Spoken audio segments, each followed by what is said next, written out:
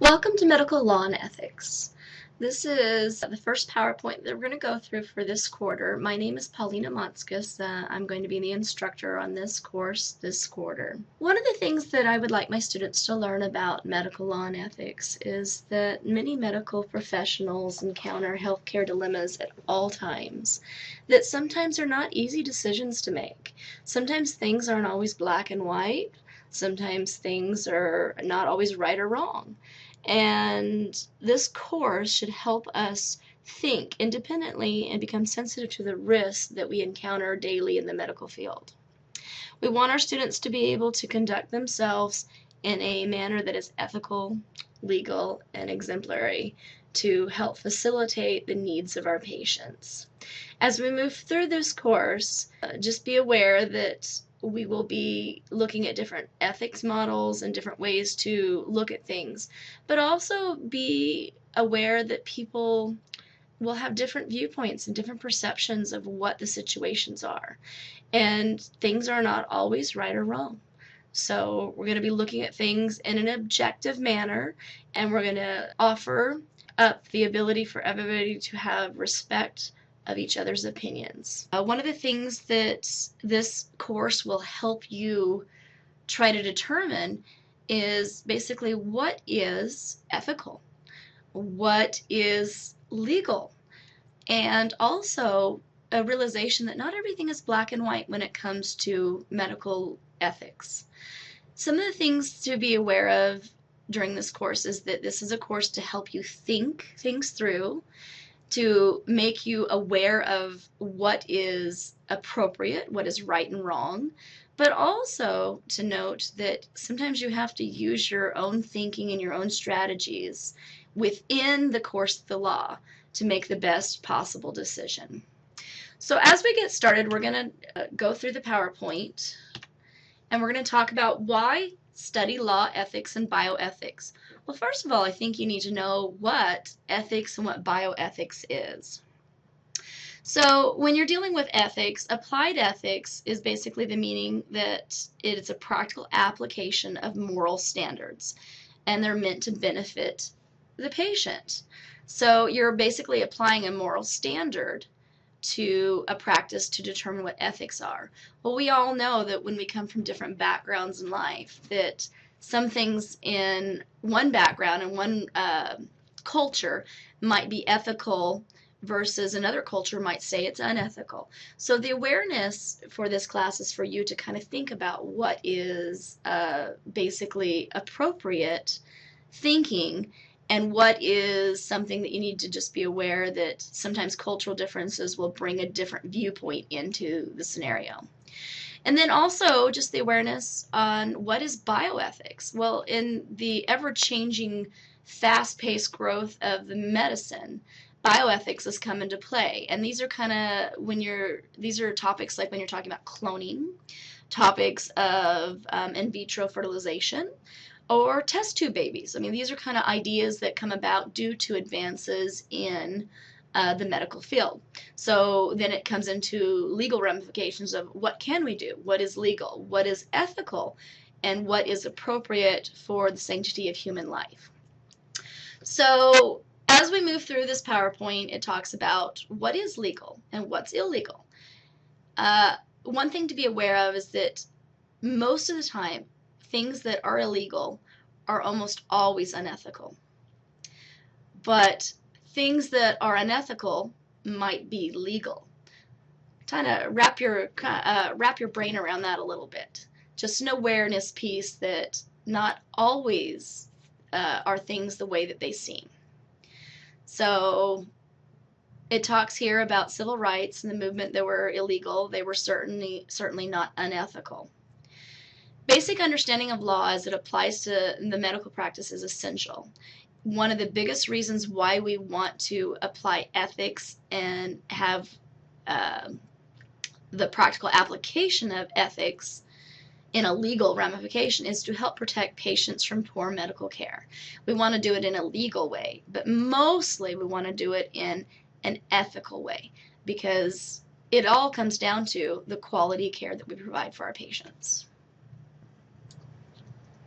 I want you to be aware of that we must always remember that our primary duty is to promote good patient care and to protect our patients from harm. In doing this, the studying of law, ethics, and bioethics helps to bring about a moral structure for actions, for how we would pursue our own interests. Without a moral structure for their actions, people would be free to pursue their own self-interest. This is where we look at basically what I talked about earlier of not everything is black or white. Sometimes there's shades of gray that come in there.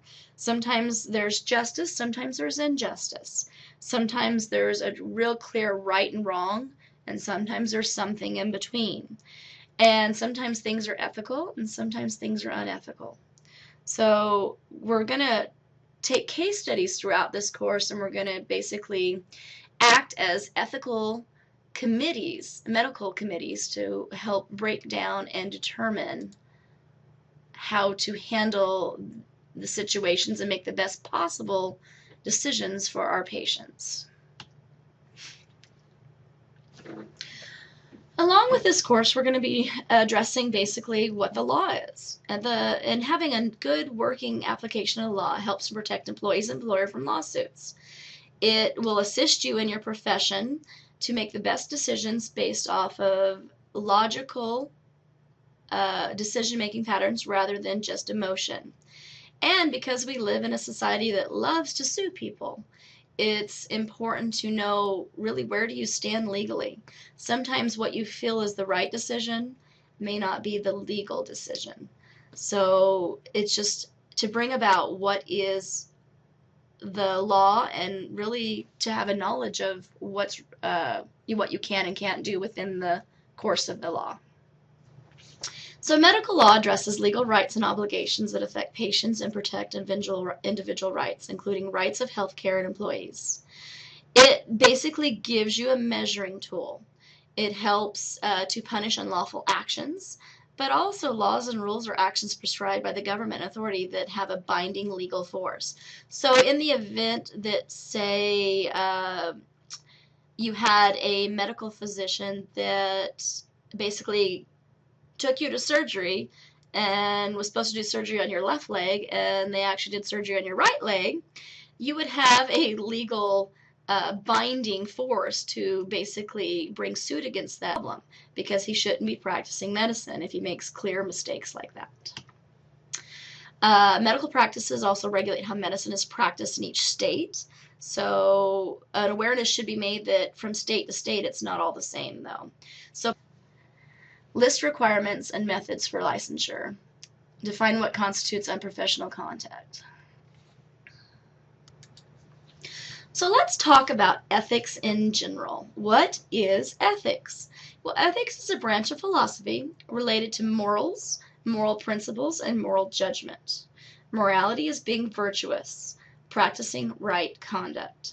Keep in mind, though, that it is based off of culture, and within different cultures, especially cultures outside of the United States that we live in, you're going to see different basically norms of morality. And so that is something to be aware of, is that the focus might be different outside of this culture. So ethics also uses reason and logic to analyze problems and to find solutions, and it becomes concerned with actions and practices that improve the welfare of people in a moral way. So on an ethics committee, if you sat on an ethics committee, these are things that you would actually sit down and discuss what actually is ethical in making a decision, say, for a patient. So now that we know what ethics are, let's talk about what medical ethics are. Well, medical ethics are basically concerns and issues related to the practice of medicine. This is where we explore and promote principles guiding conduct of healthcare professionals. So when you're dealing with a medical ethical decision, it's where we're looking at, okay, did the nurse do their job properly? Did they administer treatment properly? Were they basically qualified to do the job?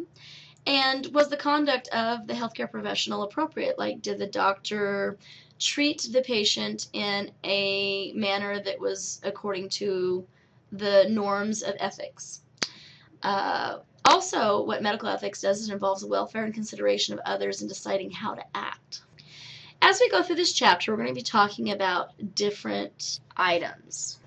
All right, we're actually going to start talking about what the theories of ethics are.